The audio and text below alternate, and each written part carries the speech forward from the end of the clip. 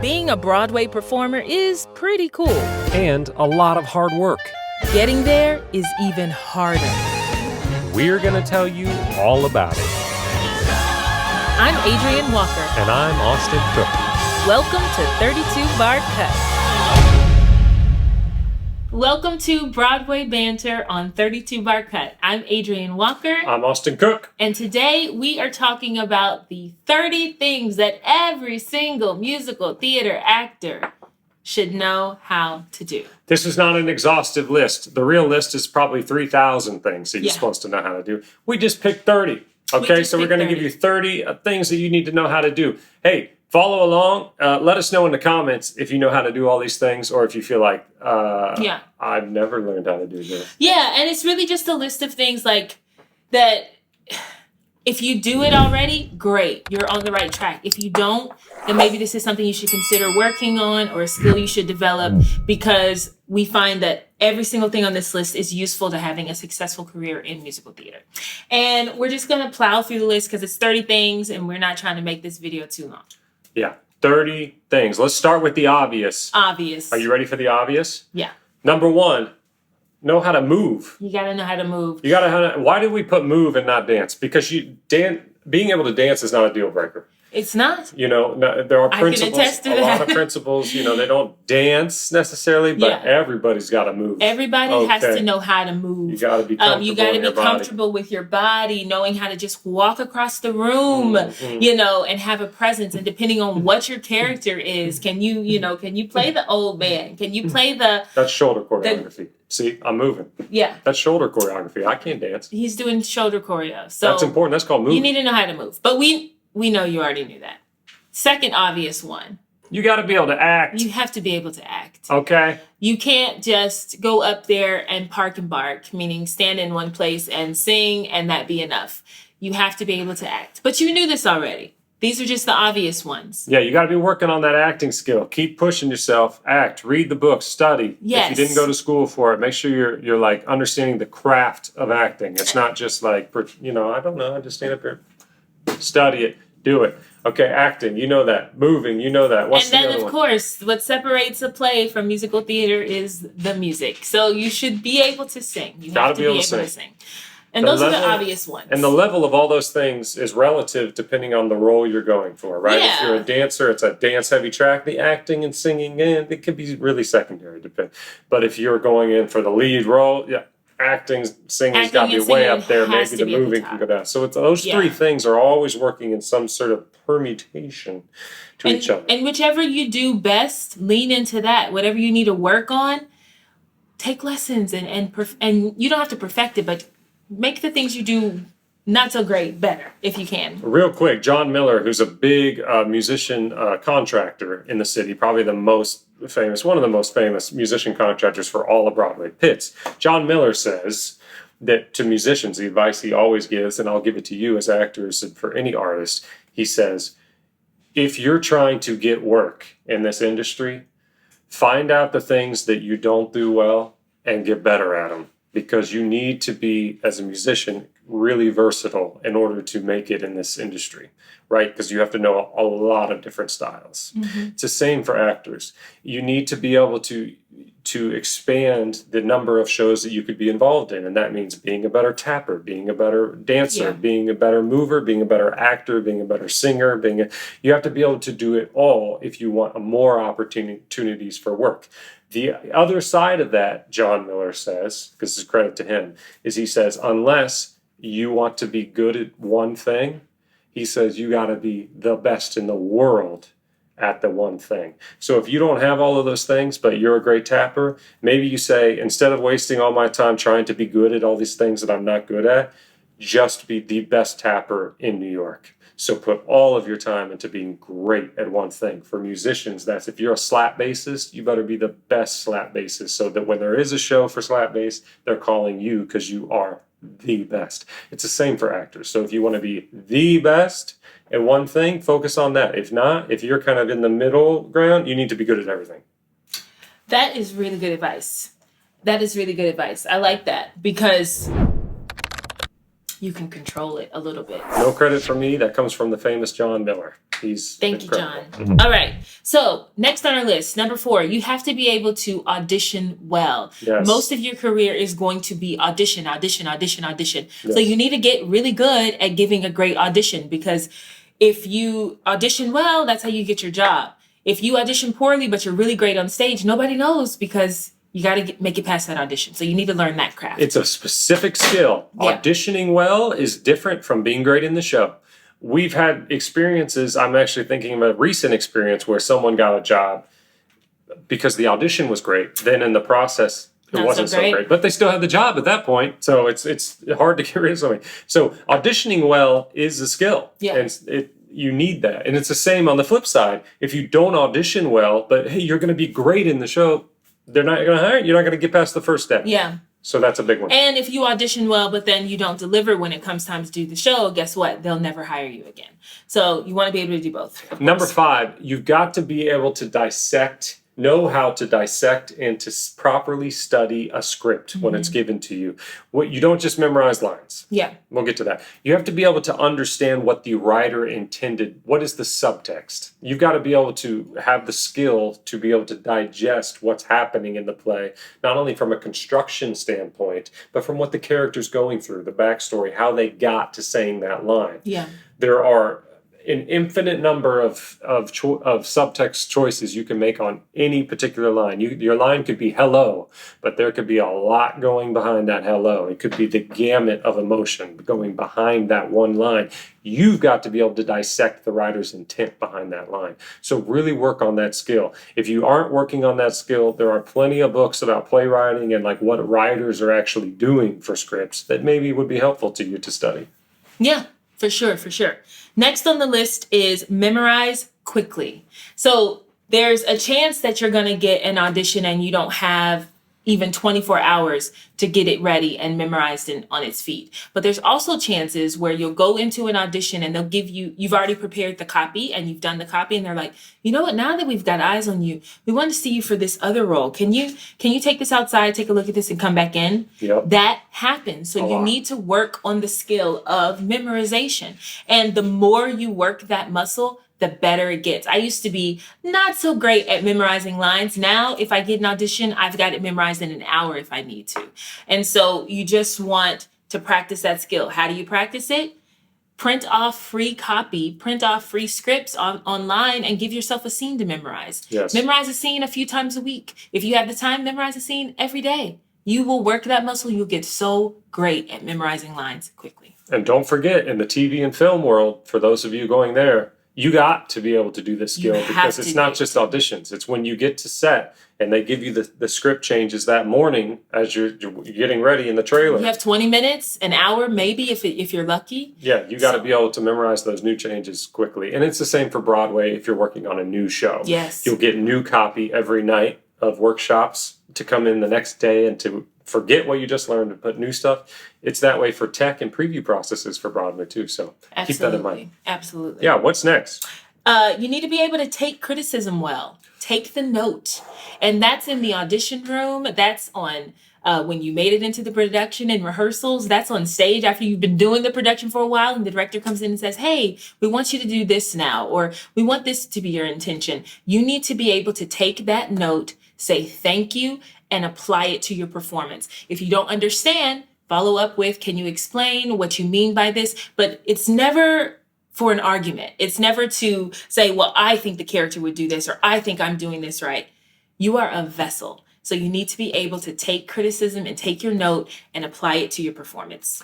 Number 8, you need to be able to read music. Yeah. That's important for musical theater. If you can't read music, you're going to be behind the game. This is one of those skills we were talking about at the beginning, that you need to have certain skills. This needs to be one of them. Work on this skill, because if you can't read music, you're not going to know when you're singing the wrong part. You're not going to be, the music director is going to, you're going to be on the list of like a pet project. You don't want that.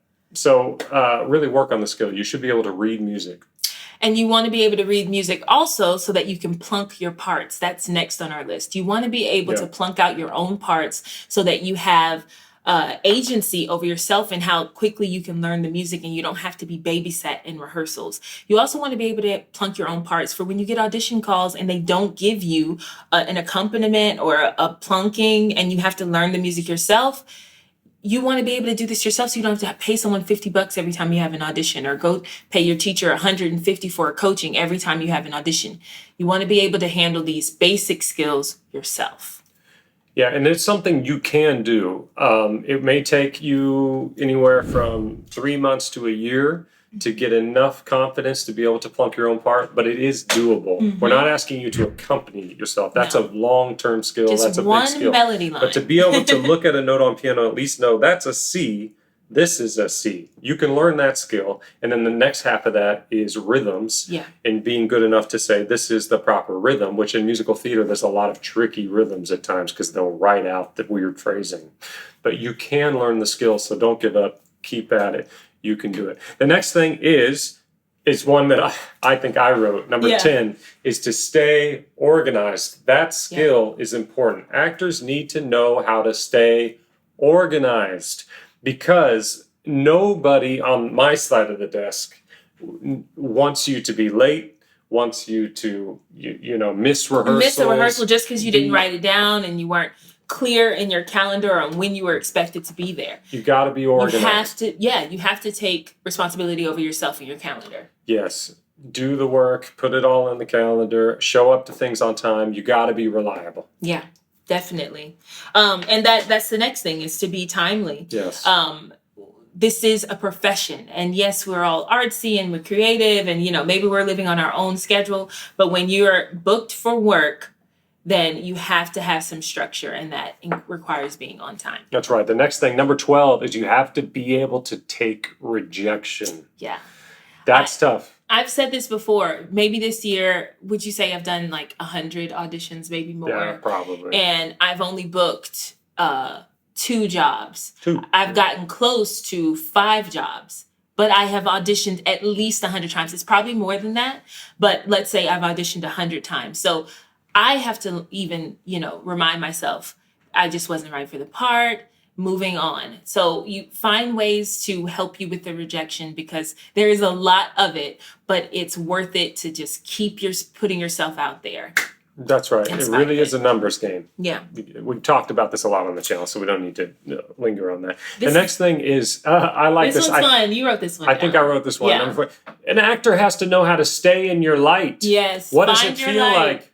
What does it feel like to have the heat of a light on you on stage? It is something that you have to know, because you will hear many a frustrated director yell at you kind of quickly. Unkindly. You will hear them yell from the house, to the left, your light. Yes. You don't want that. It's embarrassing. It's you got to know how to feel where your light is. They may have told you go to 5, but if your light is on 5.5, you're going to want to be on 5.5. Yeah. You need to be able to make a bad script or a bad book work. Yes. You're not always going to get the best scripts or the best dialogue, but you are the actor, you're the vessel, so it's up to you to make it work. Mm-hmm. I like that one. Austin wrote that one down. Don't complain. The point of that is to say, you can always be like, oh, the script is bad. Yeah. That's your opinion. Yeah. Okay? That's your opinion. Maybe the script is not bad. Maybe the way you're thinking of the script, maybe you don't understand it. Yeah. Maybe you don't understand what the script is doing. Like maybe the playwright is doing some an artistic commentary on normal playwriting, and they're trying to come outside of that and do like a postmodern version of a play. I'm just saying there are many reasons why scripts are the way they are. So you've got to find, if you're having a problem with it, maybe you haven't done the right amount of work to get to where the playwright was in writing it. Okay, so you got to make it work. Don't just say, oh well. And in the same turn, making the script work, also make the blocking work. Whatever the blocking is, you aren't the director. If you're not in an environment that's very collaborative, where you have that, oftentimes directors don't want your input. So just keep that in mind. And if the blocking isn't what you would naturally do or what you think your character would naturally do, you need to figure out a way to make it work, because that is the blocking you've been assigned to do. Yeah, don't make your director motivate everything you're doing. Yeah. Find it yourself. So they want you to go from here to there. That's their job. You go from here to there, and it's up to you to motivate it and figure out what's happening over there and why you're going over there and all that. That's up to you, not the director. They don't have to babysit you and tell you all that. They just need you to get your butt from 5 to 8. It's up to you. So make that stuff work. Have a good attitude about it. Really make it as a challenge. What is happening? This would happen in okay. All right, I like this next one. So Austin wrote, use a mic properly. How to use a mic properly is something an actor should know, okay? And what I mean by that, in the old days, right, depending on what theater you're in, you would just project. Everything would be projection, and you would really come over at the top of your voice and use your chest and really project. This may be really annoying, but now you can really hear what I'm saying as I'm projecting to the house. Now tell us how to use a mic properly. Now, what I'm saying, when you use a mic properly, it's the same type of projection. So if I had a mic right here, I'm still enunciating everything so that the audience understands what I'm saying, but it does not need to be at a volume necessarily over and above. It's important to know how to use a mic properly. So when the orchestra is super thin, this is advanced stuff here, you're getting really advanced tips, but when the orchestra is thinned out, and it's just piano accompanying you, and you have the ability then in that moment on stage with a microphone to sing quietly and to use the mic because it's more effective. We want dynamics as music directors and music supervisors. We want great dynamic contrast. That's what gives emotion and builds intensity to the house, to the audience that's watching it. So it's up to you not just to, in the old days, just project all the time and always come up over the voice like a Shakespeare play. You need to be able to know, hey, the orchestra's thinned out here. I don't need to come over the top. And similarly, if you're in a piece where the orchestra's super thick, a lot's happening, you still need to come up above that and give a little more, even though in the music it says soft. Hopefully you're working through this with your music director and supervisor, but it's something an actor should have a common knowledge about and to be able to execute. I love all that. I learned something from that. Thank you. Next on the list is you should be able to do your own wig prep. Hey, wig prep. You should be able to do your own wig prep. You should have some options. For me, with my hair texture, I prefer to do cornrows for my wig prep if I'm wearing a standard wig. But when I wear the Nala head, I have to do something completely different. So when you go in for your wig calls and your hair fittings, make sure that you have a good conversation with your hair technician about what your wig prep will be, what you're planning on doing. Will it work with the wig that they're designing for you? And sometimes men are wig too. So we should all know how to do our wig prep. I was just going to say that men need to know how to do this too. This is not just for women because I've done this on tour. I had to do my own wig prep. When I was on tour for Jerry Lee, I had longer hair. I had to put my hair in pin curls. Yeah. You know, if you don't know how to do pin curls as a guy, you got to know how to do it for tour. So. And there's lots of tutorials online. We've considered maybe doing something, but we just haven't gotten it together yet. But every actor, musical theater actor should know how to do their own wig prep. Hopefully you'll get on a level one day where someone else will do your wig prep for you. I'm not there yet, but it does exist. But in the meantime, you should know how to do your own. Yeah. Next is for you too. Next is for me too. Where are we? Oh, you should know how to do your own lashes. Now, I have yet to be in a cast where men have to do their own lashes if they are required to wear lashes.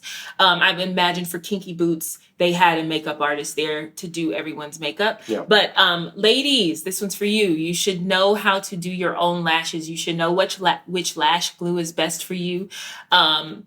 I can't think of the name of the lash glue that I prefer. If I remember, we'll drop it in down below. But you should have your own stash of eyelashes, and you should be able to know how to put them on. And of course, right after that, you should know how to do at least minimal stage makeup, and that's for the men and the women. You should know what powders you should be using, gentlemen, for on-stage work, because everyone needs a little bit of a boost on stage. Everyone gets washed out without makeup. So guys, you should know what makeup works for you. Austin, you had to figure that out. Yep. And ladies, you should know what makeup works for you as well. If you're doing a period piece and you need to do some research on the style of makeup for that age, like if you're doing something set in the 1940s, Google is your friend. Look up makeup techniques for that time period, makeup trends for that time period, but you should know how to do your own stage makeup. Only at the top levels does someone do your makeup for you. And a lot of these Broadway houses don't even have a makeup department. So That's right. Next, we have how to record an audition to tape. Of course, we talk about this a lot on the channel. How do you do a proper online submission for a video audition for a role? You can check out our videos on that. We have complete videos on this. Yeah, you should be able to do that. We're in this day and age now where it's going to be required for you to do online submission. So get to it. Yeah, number 21 is you need to know how to communicate with accompanists. This is an important one, of course. How do you talk to an accompanist? What are they looking for in audition? Again, we've talked about this on the channel. So check out our videos if you have any questions on that. But you need to be able to communicate in a way that's effective when you're auditioning with an accompanist. Yeah. Number 22 is similar to something we said earlier in this video. And that's, it's about taking notes, but really it's about adjusting to change. So there may be a lot of changes in your production during Tech Week, or maybe even after the show has gone up. Maybe you have an understudy going on and they do something a little differently, or you have one less in the cast that day and your blocking is a little different. You have to be able to adjust to change and be accommodating in that way. Things change all the time. That is so important, especially for you Broadway-bound folks and even off-Broadway. The conductors change a lot, right, on Broadway. That's a thing. So you may get used to your conductor, the music director, and then all of a sudden, you know, after the show opens, you get your associates and sub-conductors and all this, and they may do tempos differently if it's not a clicked show. They may do things completely different. You got to go with it. Because the conductor's in charge. They're the maestro. Okay, they're in charge. So you have to go with them. So you can't get all bent out of shape and let it affect your performance. You have to be good with change. You have to be open and willing to receive change. Absolutely. What's next?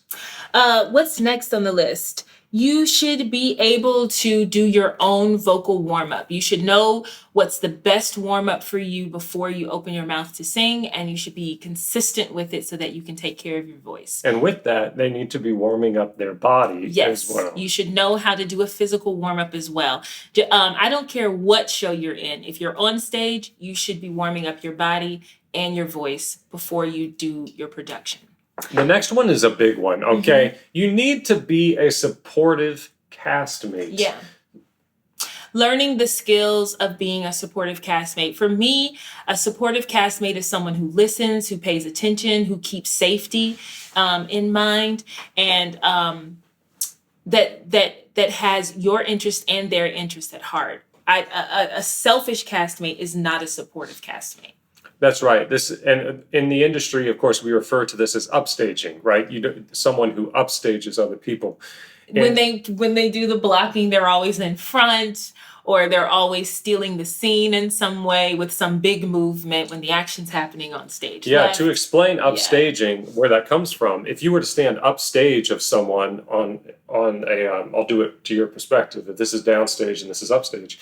If you are to stand upstage of someone, then that forces the other actor to turn back to you and for the audience to take in, like to funnel to you, that you are the highlight of that scene now. That's what they called it, upstaging someone. You don't want to do that because that especially if it's their scene, and now you've kind of upstaged them so the focus is going to you, that's considered bad form.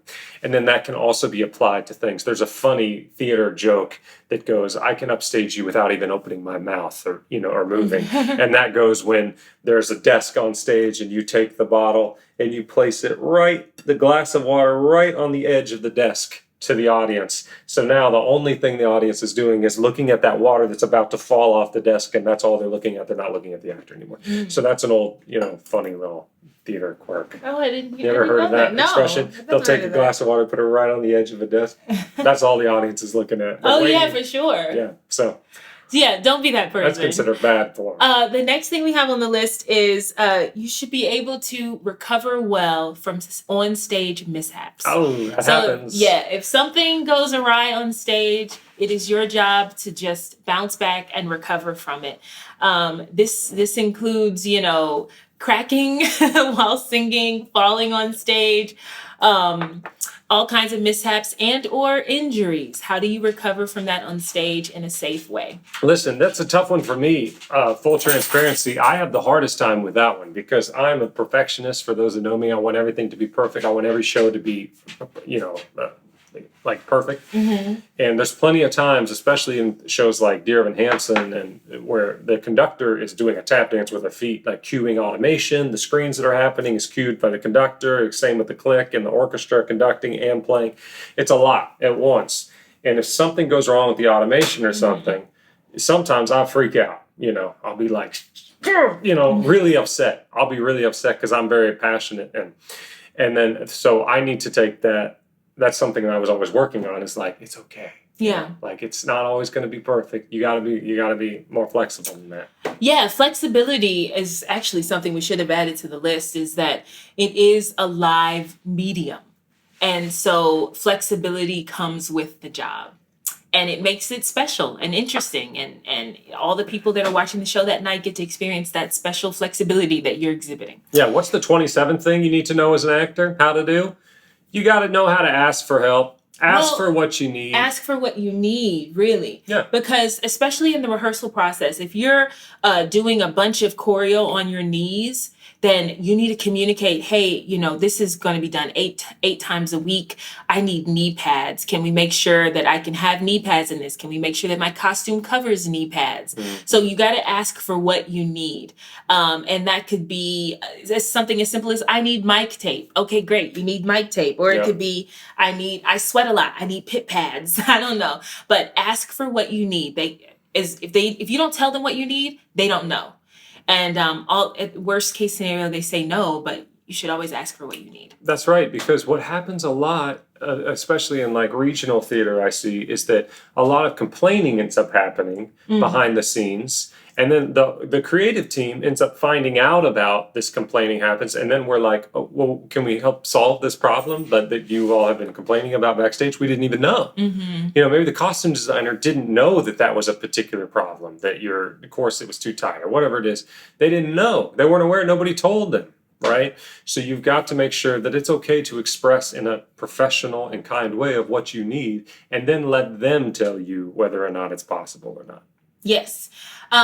Also, talking about communication and making sure that you always communicate is ask for clarification. If there's any point in the process that you don't understand something, whether it's direction from the director or from the stage management, or you don't understand how a set piece works or a prop works, ask for clarification. You are not dumb. You are simply asking for what you need. So that goes with that. Absolutely. And then also in the same vein of asking for what you need, ask for speak up if you don't feel safe. Yeah. Speak up if you don't feel safe, whether it be something on set that makes you feel unsafe, or if there's intimacy that you're not quite clear on, or you don't feel comfortable with what they're asking you to do. Speak up if you don't feel safe. Yeah, that's a big one, because the speaking up thing is important, because things are changing and have changed so much, especially in that department. You shouldn't have expectations that on the first day of rehearsal, you're supposed to do the kissing scene or like all that. You should have conversations about that stuff first. I think in the old days, it was like, well, I just got to do it. There's that pressure.